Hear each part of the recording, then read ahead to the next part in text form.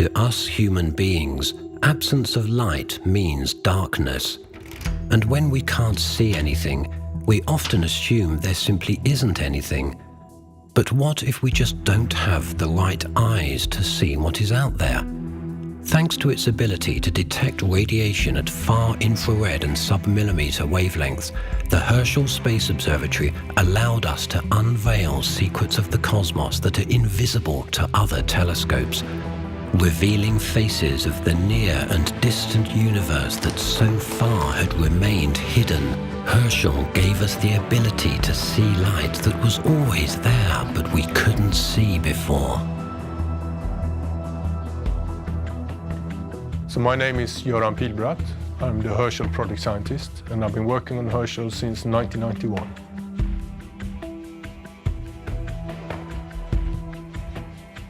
My name is Evine van Dishoek from Leiden University, and I've been associated with Herschel since 1982.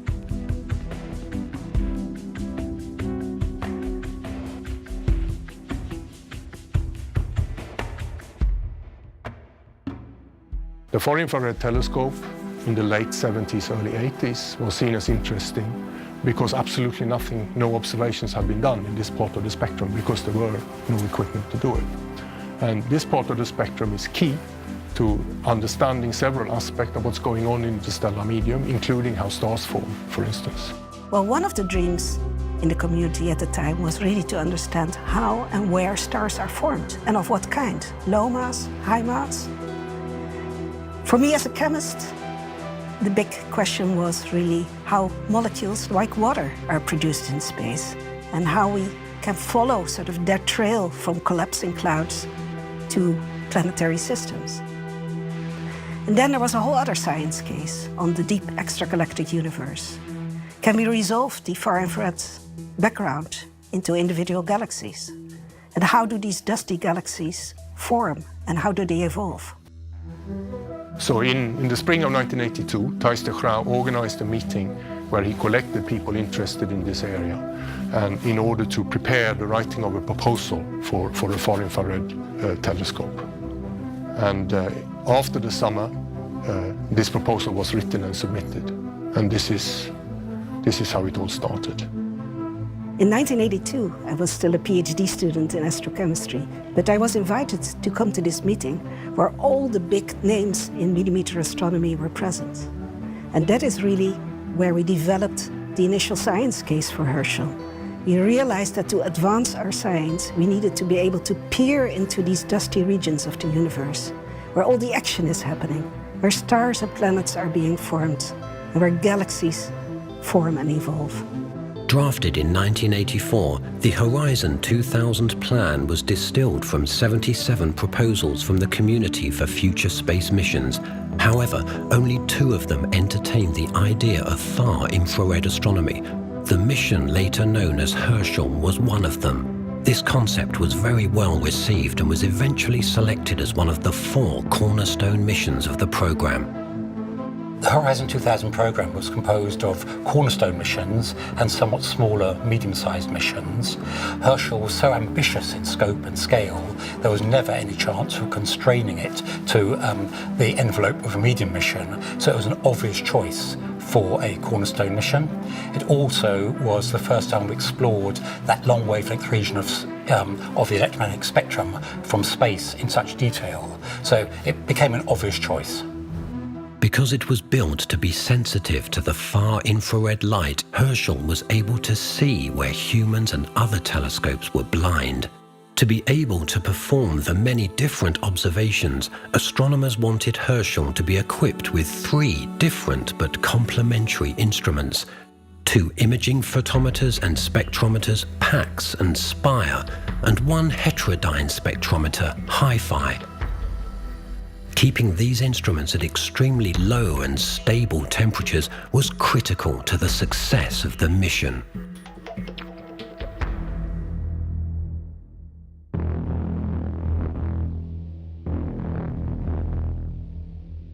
The launch of a rocket is one of the most critical moments of a mission. So, as the product of many years' work prepared for takeoff, scientists held their breath, and hoped for the best. It was the first launch the science program had had for a period of time, and there were two really exciting spacecraft, a large cornerstone mission, Herschel, and a so-called medium-sized mission, Planck, both of whom were going to do cutting-edge science. Also, putting two large missions like that together in the same launch vehicle, the same Ariane 5, was brave and a little bit frightening. We're all really sitting on the edge of our seats, fingers tightly crossed during the launch itself. So there's a lot riding on it, and literally hundreds, maybe even thousands of people whose work for several years is tied up with this event being successful. And of course, as we know, they can fail. Herschel's journey had finally started, and after separation from its launch partner Planck, Herschel made its way to its orbit around the Lagrange point 2, 4 times as far away from Earth as the Moon. Everything seemed to be working well at first, until an anomaly in Herschel's movement was detected. It seemed the entire spacecraft was wobbling. When we tried for the first time the mode, which was intended to be used for the scientific measurements, we realized that the attitude control system was doing something unexpected. Instead of steering stably in one direction, it started oscillating. So it was going to the left, to the right, to the left, to the right, with a period of about 1.5 minutes, and indeed with an amplitude 10 times higher than expected and 10 times higher than needed for good scientific measurements. Finally, we found the source of the problem, which was a heater close by, which caused either electromagnetic interference or thermal disturbances. We are not sure about that. And so the problem could be solved in that way. So luckily, we were able to cure the problem really such that there was no impact at all. And if we would not have found the source of the problem, then we would have continued investigating. We would have thought about software patches, about offline processing. We would never give up. Well, I guess when people have worked for a long time, over years, and done many, many tests, because we do tests all the time, to be ready to deal with problems, well then when a problem occurs, it's the moment when you get to fulfill all the preparations you've done, and you get to see the system, this very complex system, working like a well-oiled machine. And that's the most rewarding experience you can have. With the cryo cover on, the instruments could not see the sky. On the 14th of June 2009, exactly 1 month after launch, the command was uplinked for the cryo cover to open, and Herschel finally opened his eyes for the first time. The cryo cover opening was a critical event. It was a potential single point failure, just like the launch. But it was different because it was opened by manual commanding. So 8 seconds after the command was sent, we could see on the screens that something was happening. And everybody went jubilant. Wow, yes, it was done. After the lid was opened for the first time, the scientists were eager to see what Herschel was capable of. They pointed it on the so-called Whirlpool Galaxy M51, and after some tense waiting, they received the first image. The first light image of the spy photometer, it's an image of a nearby galaxy, and you had all this what looked like noise in the background, until somebody realized this is not noise. This is the high redshift universe at the same time. It was just crazy. When the first image popped out on our screen, it was a fantastic moment. We were cheering, we were hugging each other. It was a lifetime moment, and such a relief, of course. The first thing I did was to check the image quality, the PSF, the point strength function, and it was just what we expected, like in the textbook. So we knew we had a mission, and we could start it. But that initial joy wouldn't last long. On the 2nd of August 2009, right after the end of the daily telecommunication period, something unexpected happened. It was clear that an important problem was affecting hi-fi, forcing operators to switch it off temporarily. But a long delay could turn out to be extremely critical for Herschel, since the liquid helium that served as coolant was only planned to cover 3.5 years of operations in space. In August 2009, we discovered that the Hi-Fi instrument was not working any longer. This is what we now call the Hi-Fi anomaly. The Hi-Fi anomaly could only be solved by employing all the kinds of knowledge that was available in the world. So we had 35 people coming from very different space agencies that helped us do the crime scene investigation. And in the end, we were able to pin it down to one diode that broke down in a power unit. After that, we made new procedures and we used the second copy of Hi-Fi on board of Herschel in order to do the rest of the observations, and it did so successfully until the end of mission.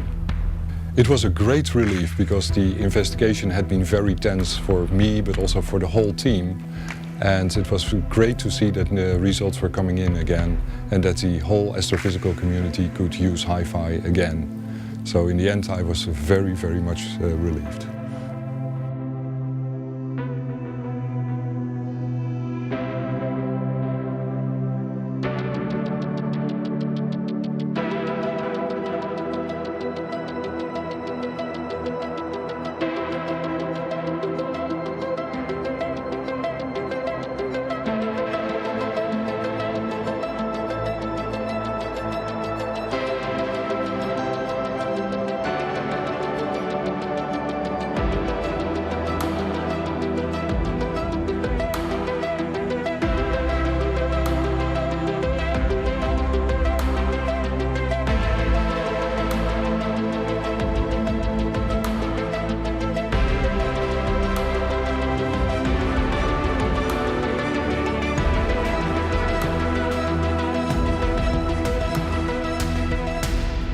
By spring 2013, Herschel was getting close to exhausting its supply of liquid helium coolant. The last data taken by Herschel before helium depletion was a Hi-Fi spectrum of a dying star. The spacecraft controllers made sure that Herschel was put in a safe orbit around the Sun, and only then the last command was uplinked to the spacecraft on the 17th of June, ending almost 4 years of pioneering observations of our universe and providing us with a treasure trove that will keep scientists busy for many years to come.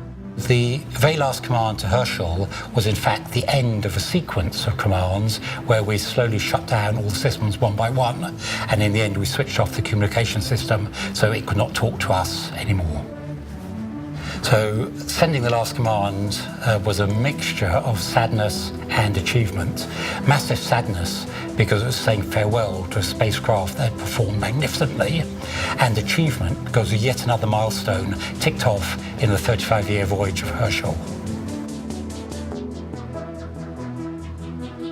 Herschel made over 35,000 scientific observations and amassed more than 25,000 hours worth of scientific data. All of these unique far-infrared observations, publicly available from the Herschel Science Archive, gave astronomers new insights into how stars and galaxies are formed and allowed them to trace water through the universe from molecular clouds to newborn stars and comets. Herschel's observations also revived the idea that our planet's oceans could once have originated from space. Although the Herschel mission has now reached retirement, the legacy of this remarkable mission carries on, and it will remain a primary reference for astronomers for many years to come. Now it is up to the next generation of researchers to pick up this legacy and make new discoveries. So the work I've done with Herschel had a really high impact in my field, and right now every project I start, I really take advantage of the fact that I know the data well, I know the archive, and I quickly can go and grab the data I need, the information I need, and get that panchromatic view of the objects I'm studying, young stellar objects. And what Herschel could contribute, knowing how these disks, what are the properties, and if they are really able to develop planets, I think those results were revolutionary. For me, the most fascinating part was discovering objects that have never been seen before. The far infrared is a very good way of discovering high redshift galaxies, and although we follow them up to find more information with other telescopes, Herschel was very efficient and good at finding these objects in the first place, and just seeing something that has never been seen before was amazing. But to answer the next question, which is the physical processes that create these galaxies and transform them into what we see in the nearby universe, we need more sensitive telescopes and larger telescopes, new space telescopes, to really delve into the characteristics and processes of these galaxies. So many exciting results. Herschel has really lived up to its expectation. And therefore, thank you, Herschel, from the bottom of my heart, for making all our wishes come true, and so much more.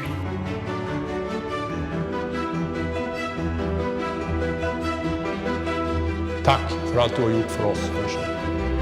Thank you, Herschel. Hartelijk dank, Herschel. Благодарю, Herschel. Gracias, Herschel. Merci, Herschel. Danke, Herschel. Thank you, Herschel. Dank u wel, Herschel.